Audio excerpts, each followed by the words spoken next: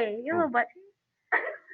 She just called me a butt cheek. Okay, well, are you recording this now so that that'll go home to all the parents? Okay, we can stop that conversation. Good. All right, here we go. Did we talk about the Puritans coming to Massachusetts? Yes. Did we talk about the Great Migration at all? No. Yes, we did. Yeah. I don't know. We did. I don't think Okay, so. wait, rise like a biscuit. All right. Up they go. If you didn't become silent, yes, Gus comes all the way up. You can do it, big guy. All right, have a seat. Now. All right, Great Migration.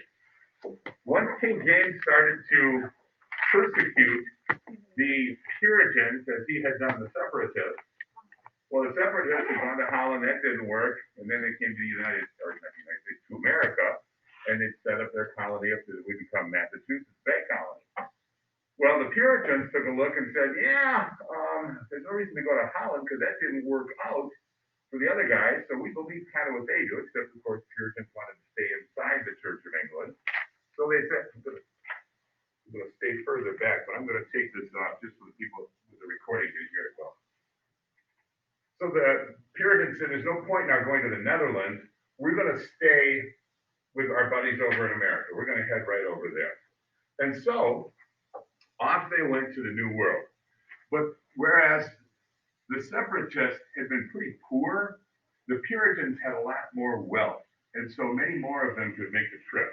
And between 1630 and 1640, 20,000 Puritans came over to the New World, all going up to the Massachusetts Bay Area. So, of course, there were a number of different settlements. Massachusetts grew, it's got its own charter, it became the second colony. And remember, once we've listed colonies, we have two so far, Virginia and Massachusetts. You need to know how to spell those correctly, including capital letters to begin the words. Okay, well, what were these guys like? This little section right here, the towns, schools, and sermons. Talk about what Puritans were like. And again, I'm reminding the kids at home, if you didn't notice it already, in the Google Classroom, there are copies of today's, yesterday's, and tomorrow's notes, probably going as far as Monday too. So make sure you get in there and get a copy of those. It's better if you write it into the notebook than if you just tape it in or staple it in. The best way to get information to go into your head and stay there is by writing it out. Study after study proves that. All right, so we have the Puritans coming over, just taking over the colony of Massachusetts Bay. And they tried to be fair. They tried to be just. There are even cases where Native Americans sued colonists in the colonial courts, and they won in some instances. One of them was a colonist had ridden a wagon through a cornfield that an Indian had planted. And the Indian said, hey, look, I need that food to survive the winter, so I need him to give me some of his food. I need compensation for this. And sure enough, the court said, that sounds fair. You should have driven your wagon around. That's the man's cornfield. And so the Native American won in that case. These people, the Puritans, were led by a man named Jonathan Winthrop. Jonathan Winthrop became both the head minister. Remember, they're all about religion. He not only was the head minister, he was also the governor of Massachusetts. Now, this is huge. If you ever wonder why people say, geez, you know, we want to separate the church and the state. There are some countries around the world back then, particularly, that weren't separated. In Spain, it was necessary to be Catholic to have a certain amount of power or say. In France, Catholic. In the Netherlands, Dutch Reformed. In the United States, or in Britain, it would be the Church of England. So different countries, different religions, but that's the way somebody could rise up. Started the same sort of thing over here in Massachusetts, to be on a jury, to be elected an official. Anything like that, a person had to be a Puritan. And that doesn't really lead sometimes to equal justice. Yes, sir.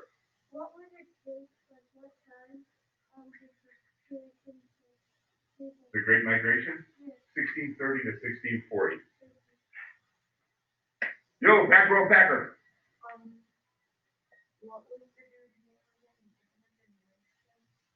dude? The dude was John Winthrop. Jonathan Winthrop. Capital Winthrop. Jonathan Winthrop. And it's very important that you remember Jonathan Winthrop because his son's going to do something too, and he'll be Jonathan Winthrop Jr. So this is Jonathan Winthrop. This is Daddy. Yes, boss. He was the governor and the head minister of Massachusetts. And he led the Great Migration. And of course, being subtle again, all of those 20,000 Puritans were leaving England for religious reasons. Just in case you didn't get that subtle way of cluing you in again, I'm looking for examples of land, power, and religion as we go through the notes. All right. Now, when they built their towns, what would they put right in the middle of town? School. They wouldn't put a person in there. Here, you have to stand here. What building would they put there? The church. There wasn't really a church, remember, these people wanted the most simple place, just a room and a Bible and a minister. It was called the meeting house. They put the meeting house into the center of town because that was the center of their lives. That was the most important thing. And the most important people would live right near there, and who would be the most important person? The minister. The minister. They're all about religion. That's what motivates them. They also used that meeting house for school, for educating. Most of the time, the parents did most of the educating, and they did a good job. I mean, Puritans were a very literate people. The kids were taught Latin and Greek along with their other subjects. It was the Puritans who started Harvard College in 1636. Added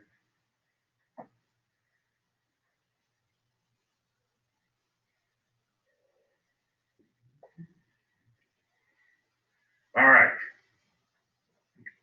Raise your hand if you've ever been like channel surfing late at night and you have ever seen one of those TV ministers. Anybody ever watched the show with one of the TV ministers? Okay, there's a couple of people right now. Those TV ministers are just the friendliest, lovingest people, and they can do a couple things that I really admire. First of all, when they speak, they can turn God into a two-syllable word. Do you know God?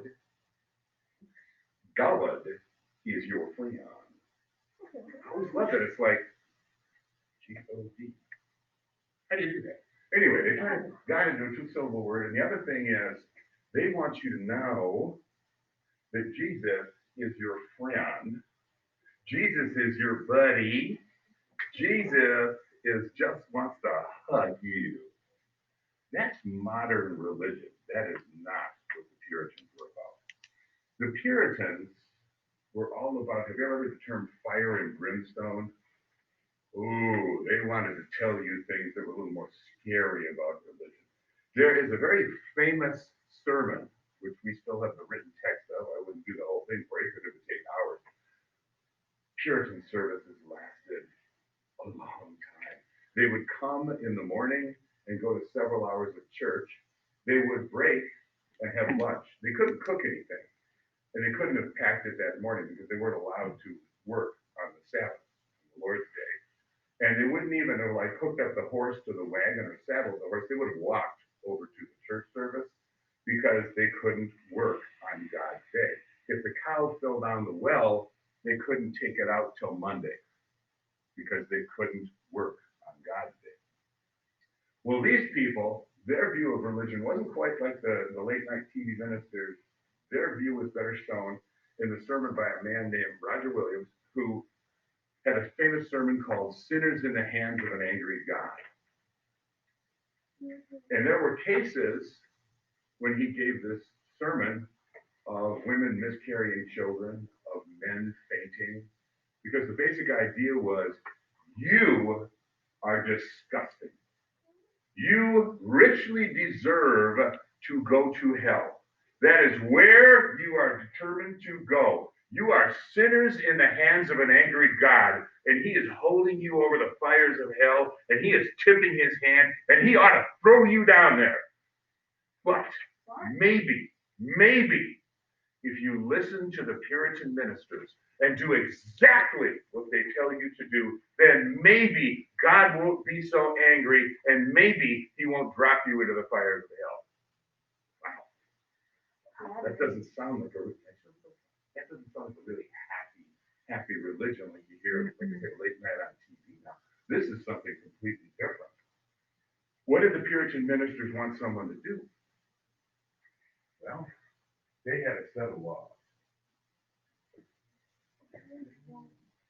They were called blue laws because they were literally bound into blue books. The color of the books was blue, and so they called the laws the blue books. And those blue book laws, matter of fact, if you go to the grocery store today, they lock the liquor cabinets at like 9 o'clock. I don't remember what it is. And the law that says that, those are still called blue laws. That's a blue law saying, yeah, we got to keep the place moral, so we're going to lock up the liquor cabinets at 9 o'clock at the grocery store. Anyway, they had all kinds of rules for the way people should properly live. There was, for example, a boy haircut. I don't care what shape your head is. I don't care how big you are. I don't care what kind of hair you have, curly or straight or whatever. This is the way a proper Puritan boy wears his hair. This is the way a girl dresses. This is the way a woman dresses. This is the way a man dresses. Ladies, you will wear an apron. Don't care what you're doing. You will have this on. This is part of the accoutrements you're supposed to wear when you are out in public. And there were other certain things that they had to do. Matter of fact, it all boils down to this. Puritans really were only supposed to do two things. Ready? A Puritan life, they were only supposed to do two things. Number one, pray. Number two, work for the greater glory of God. If what you were doing was not praying or working for the greater glory of God, you were being sinful. If you worked on the Sabbath, if you had the wrong kind of hairdo, if you weren't dressed properly, then you know, a really bad one. If you, for example, skipped church and said you were sick and you weren't, you'd be turned over to the Puritan ministers. And you know who would turn you over? Your neighbors. Because another part of being a good Puritan was to spy on the other Puritans and let the ministers know if they were doing something wrong. Yes, ma'am. Wait, Puritans had to pray or what? Pray or work for the greater glory of God. Those are the only two things they were supposed to do.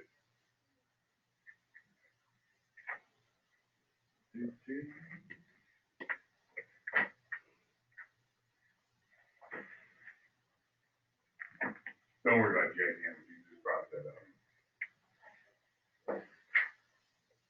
There were, however, some dissidents.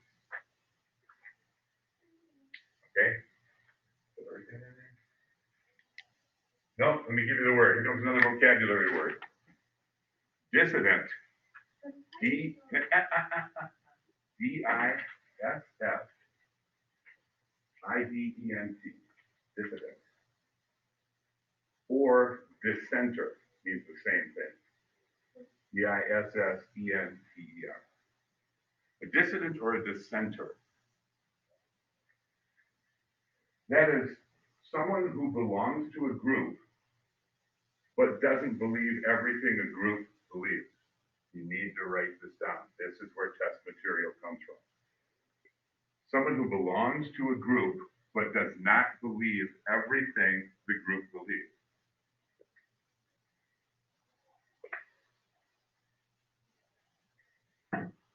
For example, again, I don't want to get into a big political debate here. I don't want any eyes rolled or words said.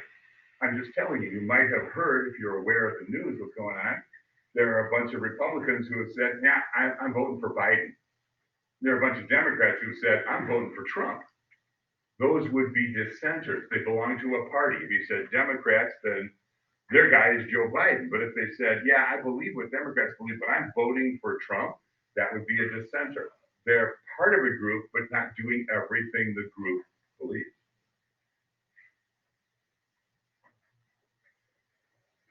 First guy was a fellow named Roger Williams.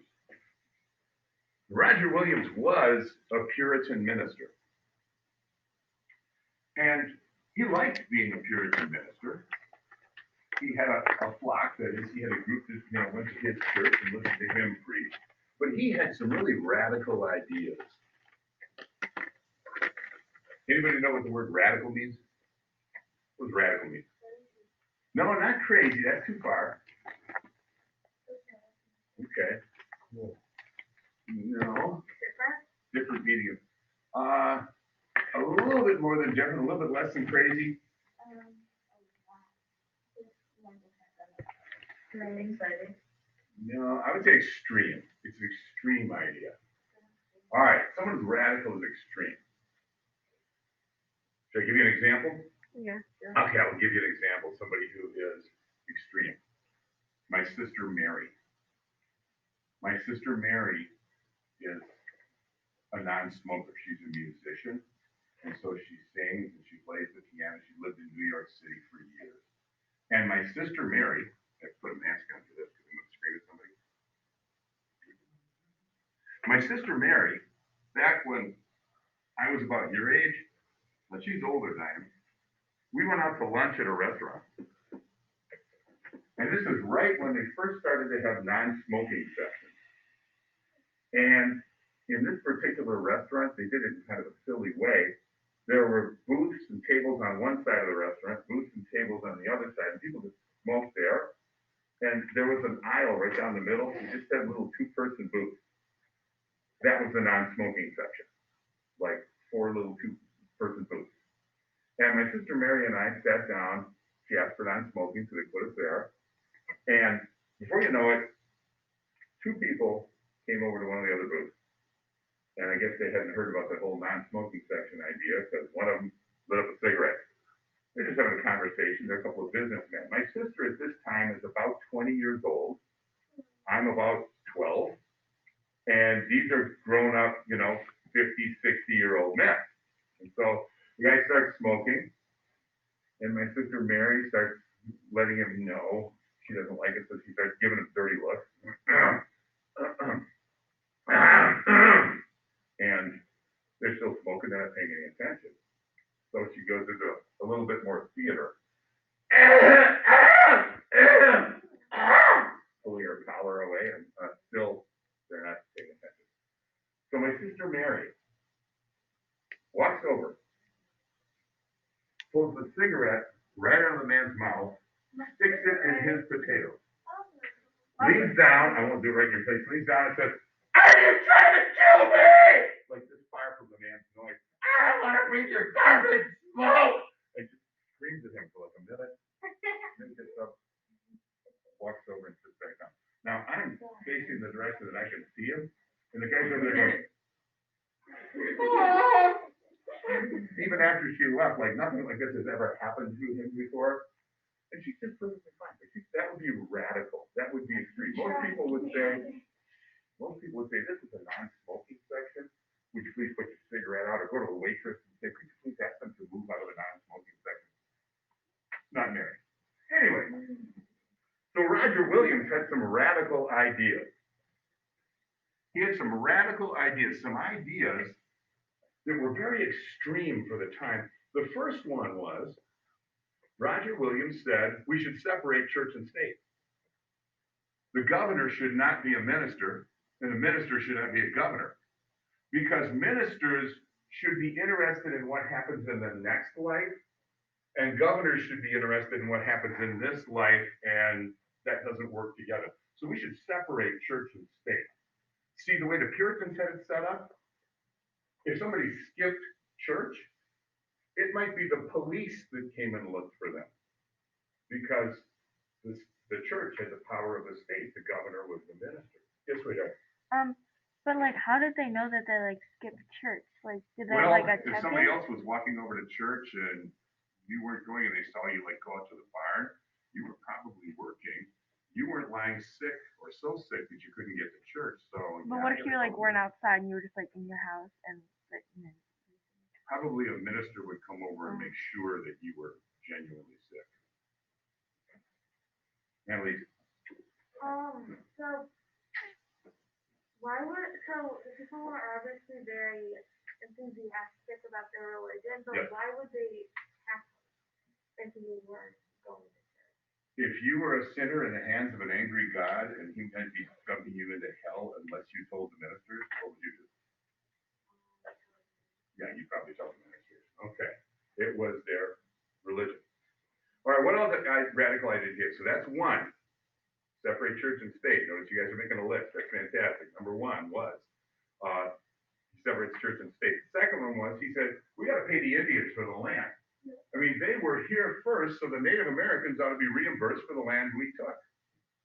And the other Puritans said, are you kidding me? I came, it was this thick forest. I chopped down the trees. I burned out the stumps. I turned over the soil. I planted the crops. I built the fence. I've taken care of this, and now you're telling me I should pay somebody else for it? I don't think so. I built this farm. So that wasn't a very popular idea. Seemed very extreme. The next one, the third one, was that government shouldn't interfere in a person's religion. The government shouldn't say, well, only Puritans have certain power. Only Puritans are allowed to do certain things. And you know what? Why are you living with us? You're not a Puritan. Maybe you shouldn't be here, which is what they had done. Shouldn't interfere in a person's religion. So finally, we had separation of church and state. The governor shouldn't be a minister. The minister shouldn't be a governor. Number two, the Indians should be paid for the land. Number three, the government shouldn't interfere in a person's religion. And in 1635, he was banished from, he was banished. He was supposed to be sent back to England. What does banished mean? Kind of different. Like they're sent away and not allowed to come back. Sent away and not allowed to come back. They said, you got to get out of Massachusetts and you are not allowed to come back here. Well, he didn't want to go back to England. He liked being a Puritan. He liked being over where there were lots of Puritans. And so Roger Williams, he is over here in Massachusetts. And Roger Williams says, yeah, I'm not going to go on the next ship. Before that happens, he runs into the woods and stays with some friendly Indians for a while. Then he comes down here and starts a new settlement, which would grow up to be your third colony, Rhode Island. He starts the settlement of Providence, and that would eventually become a separate colony, Rhode Island. Remember, every time we introduce a colony, you need to know how to spell it. Got your list somewhere handy where you can get that? Capital R-H-O-D-E, space, capital I-S-L-A-N-D. Capital R-H-O-D-E, space, capital I-S-L-A-N-D. Yeah, buddy. How does he know that He's been dealing with them before. Yeah, I mean, he didn't go and say, hey, are you Indians going to eat me or anything? No, he went to a friendly tribe.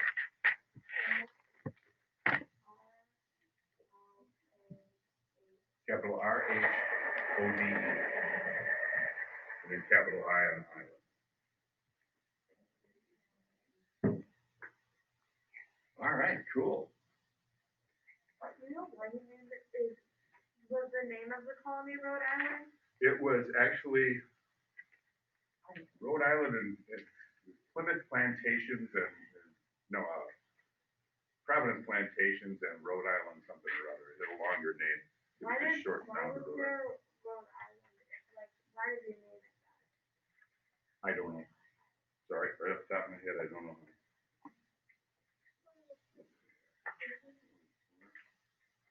9 o'clock. Cool. All right.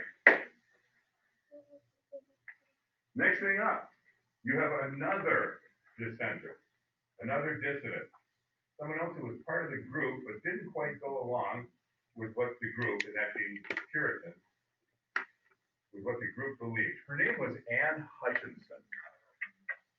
And Anne Hutchinson was a different sort of a person. She was a wise woman. She was a religious woman. She was a good speaker. And she had a lot to say. And, originally, what would happen would be all the Puritans went to Puritan services, and then they would go about their business. Well, part of the business that the ladies had at that time was they would sometimes get together, share baking duties, share sewing duties, make a quilt, whatever the case may be. But the ladies got together, and when they did, Anne Hutchinson spoke to them about religion. And they liked what they heard, and they thought it made sense. And so a few of them started to ask their husbands to come along. And before you know it, Anne Hutchinson was speaking about religion to men and women.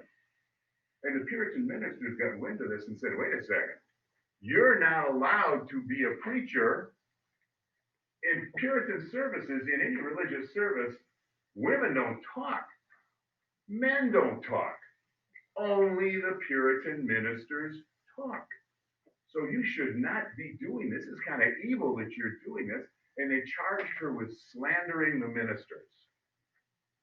Slandering is saying something that's not true about a person that hurts their reputation or that damages them. Saying something wrong about a person that damages them. Now, let me explain. If I said to you,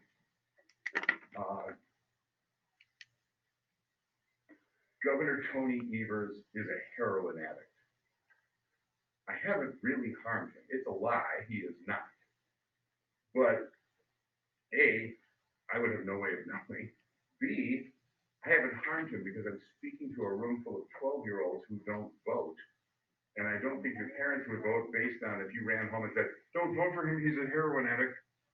So I haven't really hurt him. But I will give you an example of slander. Has anyone ever heard of Carol Burnett?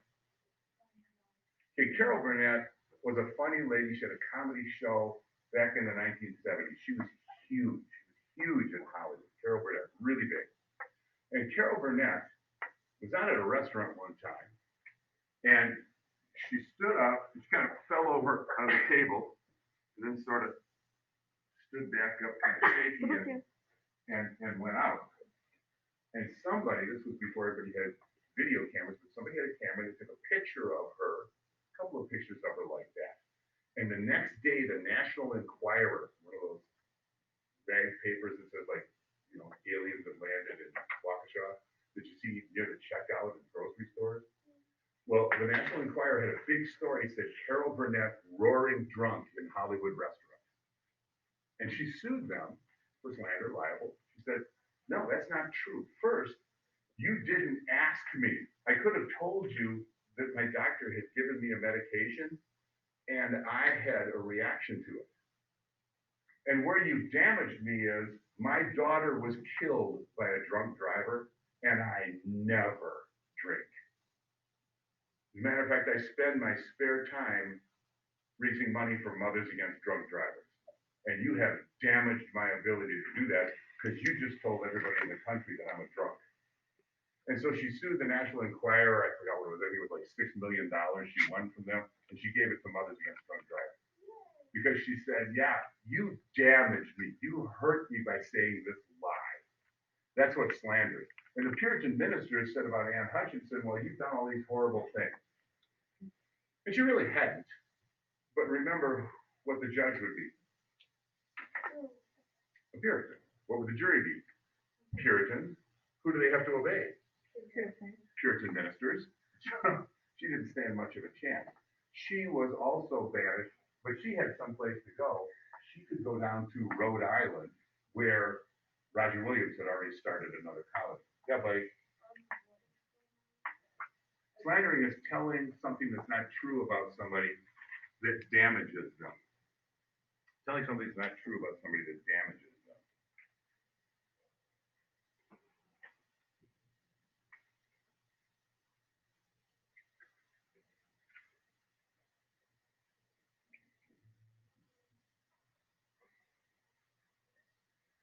So off she goes to Rhode Island with Roger Williams. Yes, hon? What, hon? What's the definition for banished? Banished is sent away from an area and not being allowed to return.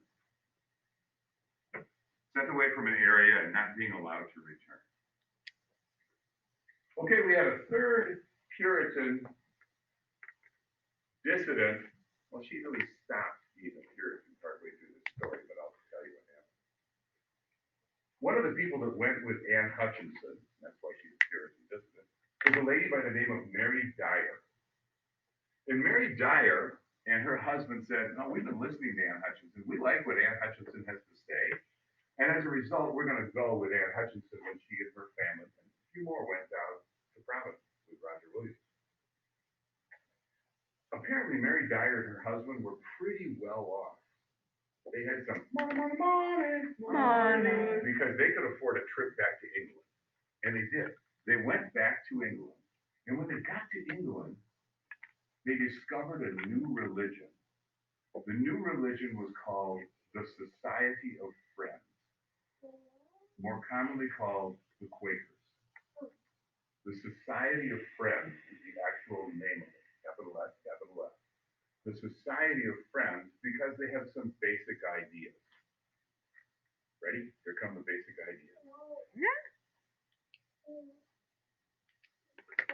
Friends so normal.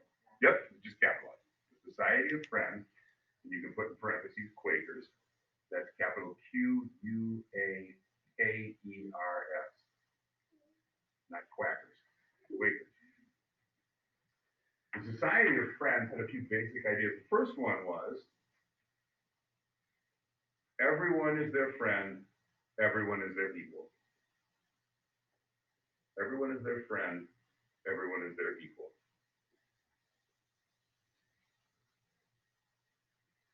Now, this is not from this time period, and I don't want you to use it as an example in the test.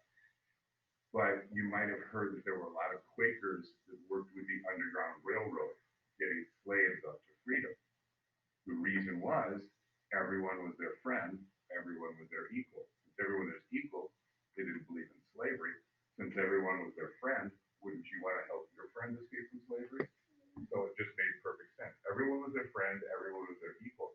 The second thing they believed was everyone has the light of God in them, so there's no reason to have a minister. There's no reason to have a minister. Everyone has the light of God in them. Hey, still need to write it down. Sorry, you're gonna have a tough time studying, but you don't get to write the notes down.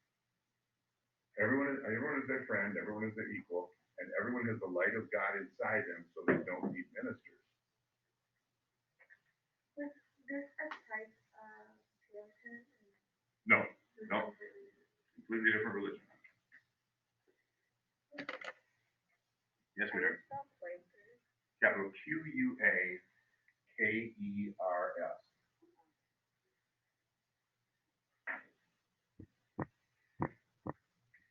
So since they don't believe in ministers, how popular would Quakers be with Puritans?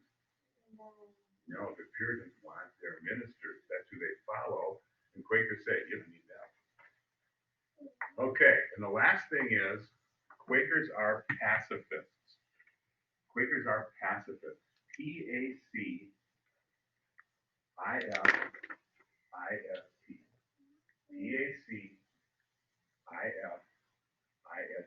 Pacifist. A pacifist is someone who does not believe in using violence, will not fight. A pacifist. So which is the more calm ocean? Pacifist. Which is the more calm ocean? The Quakers. The Pacific Ocean. The Pacific. The peaceful ocean. All right, cool. But The famous Quaker Ocean. All righty. So here comes Mary Dyer and her husband. They go back to England, where they become Quakers. They join the Society of Friends. They call themselves Friends. They become friends. And then they come back to the New World and they land in Boston, which has now become a sizable city by colonial standards. And they walk up to a street corner because they're so excited about their new religion. And they walk up and they say, friends, Become a Quaker. You don't need ministers. Everyone is your friend. Everyone is your equal. And they preach for a little bit, and then the Puritan ministers come and they put them on trial and say, you're banished. They put them in a wagon, they drive them over the edge, the boundary, and they say, out. Don't come back or we'll hang you. And they say, thank you for the ride, friend. Then they walk right back to the same street corner. And they say, friends, become a Quaker. You don't need ministers. Everyone is your friend. Everyone is your equal. And they're arrested again. The Puritan ministers put them on trial and they say, okay, we are going to hang all the men. But we're feeling a little queasy about hanging a woman. So Mary Dyer, we're going to take you and banish you again. But look, we're hanging your husband and his friends, so you know we'll really do this if you come back. And they took him out and they dropped her off and said, don't come back. And she said, thank you for the ride, friend. And she walked right back to the same street corner and said, friends, become a Quaker. You don't need ministers. Everyone is your friend. Everyone is your equal. So the Puritan ministers arrested her and they hanged Mary Dyer.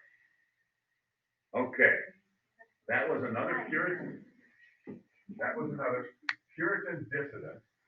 She would become a Quaker though at the end.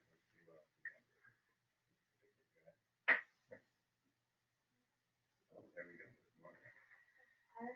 Okay, like Nazi, that just means they're actually called Friends, the Society of Friends. The reason they called them Quakers, it was not a nice thing. They have meetings. Yes, sir? Why were they just changing religion They didn't change every few years if they thought that they found the right one. People will change religion. Doesn't happen to most people at all. Doesn't happen to most people ever more than once. But if they just really feel they found the right thing, God's speaking to them, people will change.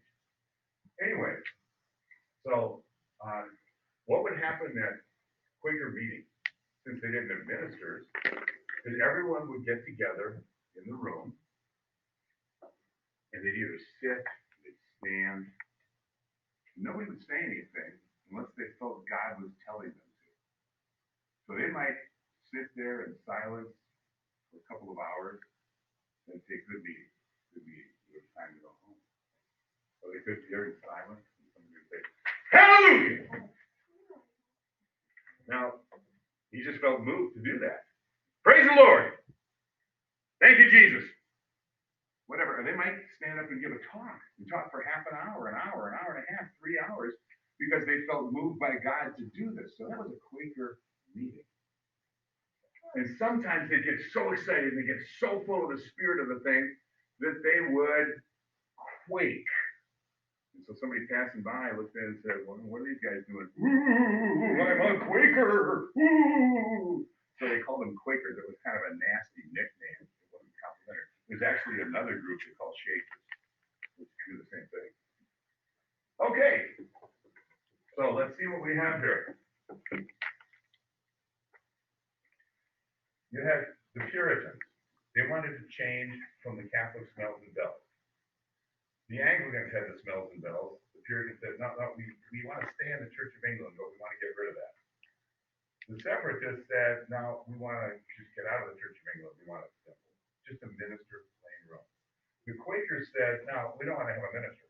We don't want to have a service. We just want to get together and we will speak if we feel God wants us to speak. Otherwise, we won't. And this was a threat to the religion and the power of the Quaker ministers. And then, guys, you have these notes. I didn't run them up, but they are on Google Classroom. It's just talking about Mary Dyer being hanged. Oh, listen up. I just got you 3 vocabulary words. Let me give you some quick definitions. Write these down. Mary Dyer was hanged, not hung. A picture is hung. A person is hanged. She was hanged on Boston Common. A common is a shared public area in the middle of a New England town. A shared common area in the middle of a New England town. It wasn't quite the same as a park because they weren't going there to get on a swing set. They'd have their animals in town. cow, a horse, and they'd have to have somewhere where they could graze. Yes, ma'am. A shared public area in The middle of a New England town.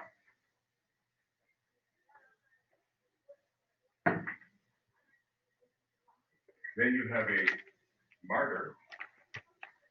Mary Dyer became a Quaker martyr. A martyr is someone who gives up their life for a cause.